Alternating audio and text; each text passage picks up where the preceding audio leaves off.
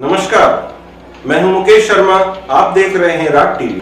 आइए नजर डालते हैं आज की खास बुलेटिन पर। मुंडावर विधानसभा क्षेत्र से आसपा प्रत्याशी डॉक्टर अंजलि यादव के समर्थन में आज लोकप्रिय नेता हनुमान बेनीवाल व असपा प्रमुख चंद्रशेखर आजाद मुंडावर पहुंचे। यहां उन्होंने विशाल जनसभा को संबोधित किया। उन्होंने कहा कि भाजपा कांग्रेस ने प्रदेश को लूट रखा है, लेकिन अब वक्त बदलाव का है, जहां जनता को इस लूट खसोट वाली सरकार से निजात मिलेगी। देखिए ये खास रिपोर्ट।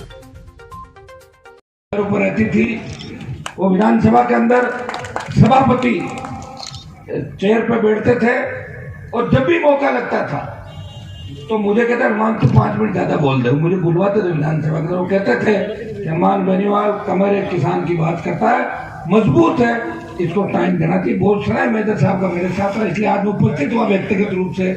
उनकी पुत्र वधू अंजलि यादव के वोट की अपील करने के लिए। और माता जी कविता जी ने जो बात आपको कही, यह वो मजबूत इलाका है जिसमें हर किसान आंदोलन के अंदर स्वतंत्रता संग्राम की जो लड़ाइयां थी देश की आजादी के लिए और देश की सीमाओं पे आज भी आवश्यकता पड़ती है, तो हमारे किसान के बच्चे सीने पे गोलियां खाते हैं। ये वो मजबूत इलाका है जिन्हें शिक्षा की जोत जगाई राजस्थान के अंदर। और माता जी ने जो अपील की, जिस तरह मेजर साहब का स्नेह इस इलाके के प्रति था, वो स्नेह उन्होंने याद दिलाया आप लोगों को। भूलो नहीं, मेजर साहब को याद रखो। और मैं आपसे अपील करता हूँ कि माता जी की जो अपील है उसके बाद आप सब लोगों को मदद करनी चाहिए। आपको 2 चेहरे सामने देखने चाहिए। अंजलि यादव पढ़ी लिखी समझदार है, अगर राजस्थान की विधानसभा में जाएगी तो निश्चित रूप से इस इलाके के विकास की बात करेगी, अलवर के विकास की बात करेगी, इन जिलों के नए जो गठित जिले इनके विकास की बात करेगी। और जो 2 योद्धा लड़ा के सामने, एक हनुमान बेनीवाल है जिसका 25 साल का संघर्ष आपको देखना है। मैं मेरे समाज के नौजवानों से भी कहना चाहूंगा, हो सकता है कि बीजेपी का उम्मीदवार जाति के हिसाब से मत बटो आप लोग। आपको पता है ये वही भारतीय जनता पार्टी थी जिसने हरियाणा के अंदर जाट समाज के लिए जब आरक्षण की मांग कर 50 बच्चों को गोलियों से भून दिया था। 3 कृषि बिल जो काले कानून आए थे उसमें यही मोदी की सरकार थी। शाहजहांपुर बॉर्डर पे अगर 70 दिन देश का कोई सांसद इन किसानों के लिए मोदी की सत्ता को ठोकर मार के बैठा था, हनुमान बेनीवाल है जिसने सेना को ठेके में देने का विरोध किया, किसान बिलों का विरोध किया, बजरी माफिया का राजस्थान में विरोध किया, बहन बेटियों की असमत बचाने के लिए वो सड़कों पर लड़ता रहा। इन्हें 25 साल इस राजस्थान को दिए, पूरी जवानी इस राजस्थान के किसान जवान को दी। वो साथ है। और गठबंधन के दूसरे भाई चंद्रशेखर आजाद तो पिछले 10 साल के अंदर इस राजस्थान की सड़कों पे दलितों पे बढ़ते अत्याचारों के खिलाफ, किसान कमेरे वर्ग और जब देश की पहलवान बेटे संकट में थी, या तो कोई सांसद गया, हनुमान बेनीवाल था जो बाहुबली के खिलाफ आवाज उठाई, दूसरे चंद्रशेखर आजाद थे, उन बहन हमारी पहलवान बेटे को न्याय दिलाने के लिए। दोनों जो मजबूत हम गठबंधन के साथी। मैं आपको विश्वास दिलाता हूँ, राजस्थान में कांग्रेस की आंधी चल रही है न भाजपा की आंधी चल रही है। आप लोग समझदार हैं, शिक्षण को विधानसभा का आसार राजस्थान के अंदर बढ़ेंगे। किसानों ने, इनके समाज ने, नौजवानों ने, बहनों ने अगर इनका साथ दे दिया तो ये बहुत अच्छी वोट से जीत के 3 तारीख को ये विधानसभा जाएंगे। और ये विधानसभा जाएंगी तो 5 साल इस क्षेत्र की सेवा करेंगे। मुझे बस आखिरी बात आपसे कहनी है। मुझसे पहले हनुमान जी ने बात कही, राजनीति अपनी जगह है, राजनीति में इस तरह का माहौल नहीं बनाना चाहिए। आज जो यहाँ के कांग्रेस प्रत्याशी के इशारे पे हुआ, उनकी सरकार है, वो कर सकते। मैं जानता हूं सरकार में बहुत ताकत होती। उन्होंने हेलीपैड पे पानी फिकवा दिया। उन्होंने या उनके साथी को लगा होगा कि हेलीपैड पे पानी फिक जाएगा, हनुमान जी उतरेंगे नहीं, चंद्रशेखर उतरेंगे नहीं। उनको जानते ही नहीं हम लोगों को, वो जानते ही नहीं। जब हम किसी बात का बीड़ा उठा लेते, कोई संकल्प लेते, दुनिया की कोई ताकत हमें रोक नहीं सकती है।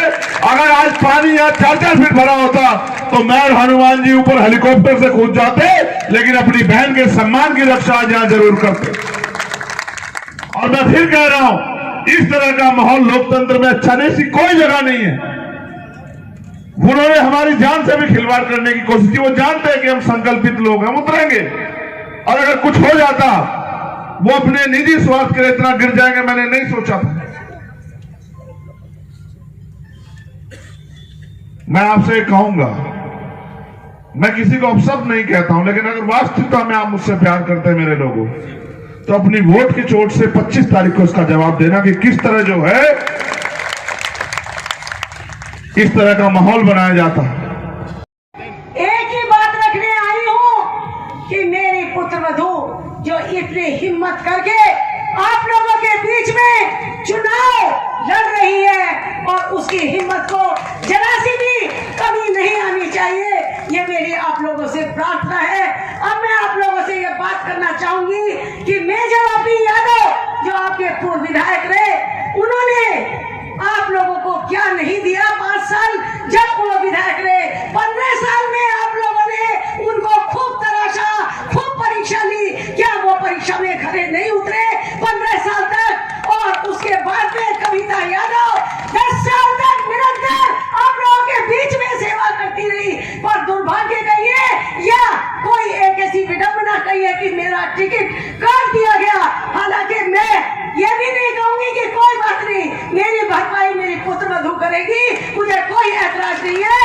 सिर्फ मुझे एक ही बात करनी है कि आज मेजर ओपी यादव को याद करिए, और जो आंसू मेरे सूखे नहीं थे मैंने अपने सुखाए थे जबरदस्ती आप लोगों के लिए मैंने लोकसभा में तुरंत जो है 2014 में मैंने आप लोगों के सामने आ गई थी और बराबर आप लोगों की सेवा करती रही। आज वो आंसू टिकट कटने के बाद दोबारा निकले हैं, आप लोग इनको सुखाइए और मेरी पुत्रवधू को जो है भारी वोटों से मत से जिताइए। इन शब्दों के साथ सभी का आह्वान है हैं कि आजाद समाज पार्टी और राष्ट्रीय लोकतांत्रिक पार्टी का गठबंधन हुआ है और हमारे दोनों ही दिग्गज नेता आज हमारे सामने हैं, हमारे बीच में हैं, श्री हनुमान बेनीवाल जी और श्री चंद्रशेखर आजाद जी, और दोनों ही एक मजबूत सरकार गठित करना चाहते हैं। आप जानते हैं कि दोनों ने ही दलितों के लिए, गरीबों के लिए, महिलाओं के अधिकारों के लिए और किसानों के हक के लिए बहुत बड़ी लड़ाइयाँ लड़ी हैं, और आज भी वो हम सभी के हक के लिए, अधिकारों के लिए बड़ी बड़ी लड़ाइयाँ लड़ते आ रहे हैं। आज के समय में लोकतंत्र के साथ खिलवाड़ किया जा रहा है, संविधान के साथ छेड़छाड़ की जा रही है। बाबा साहब अंबेडकर जिन्होंने हमें वोट देने का अधिकार दिया संविधान के अंतर्गत, जिन्होंने हमें बहुत सारे अधिकार दिए, हमारे मूल अधिकार जो संविधान के अंतर्गत हैं, वो अधिकार हमसे कोई नहीं छीन सकता और हम उनको छीनने भी नहीं देंगे। आप सभी जानते हैं कि मेजर ओपी यादव आपके पूर्व विधायक, जिनकी मैं पुत्रवधू हूँ, उन्होंने अपने कार्यकाल में बहुत से कार्य कराए और आज तक किसी विधायक ने मुनावर विधानसभा क्षेत्र में 900 करोड़ का काम नहीं कराया। उन्होंने 900 करोड़ रुपए का काम कराया जो कि आज तक रिकॉर्ड है।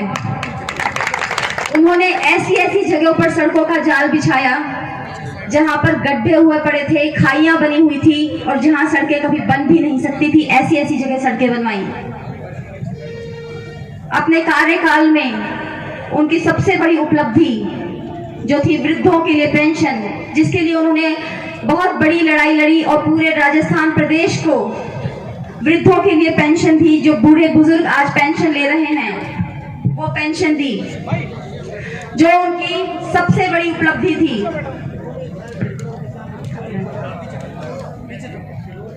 आज हमारा मुंडावर विधानसभा क्षेत्र 10 साल पीछे जा चुका है, और अगर आपने किसी गलत प्रत्याशी को वोट दिया और गलत प्रत्याशी को आप विधायक बनाकर ले आए, तो आज हमारा मुंडावर विधानसभा क्षेत्र 5 साल और पीछे रह जाएगा। मेरे पिताजी इस मुंडावर विधानसभा क्षेत्र को शिखर पर ले जाना चाहते थे, लेकिन समय से पहले वो यहाँ से चले गए। ईश्वर ने उन्हें बुला लिया और उनके कुछ बहुत सारे सपने इस मुंडावर विधानसभा क्षेत्र को लेकर अधूरे रह गए। जैसे कहते हैं कि औलाद का फर्ज होता है कि वो अपने माता पिता का कर्ज चुकाएगी, उसी तरीके से आज मेरी ये जिम्मेदारी बनती है उनकी पुत्रवधू होने के नाते कि उनके अधूरे सपनों को मैं पूरा करूं। और इसीलिए मैं आज आप सभी के बीच आशीर्वाद लेने आई हूं, आशीर्वाद प्राप्त करने आई हूं, आपका समर्थन प्राप्त करने आई हूं। आप मुझे भरकर आशीर्वाद दीजिए आगामी चुनाव के लिए। 25 तारीख को जो चुनाव होने जा रहे हैं, मेरा चुनाव चिन्ह केतली है। जिस तरीके से आपने मेजर ओपी यादव जी को जिताया, उसी प्रकार से आप एक बार फिर मेजर ओपी यादव जी के पुत्रवधू को अपना आशीर्वाद दें।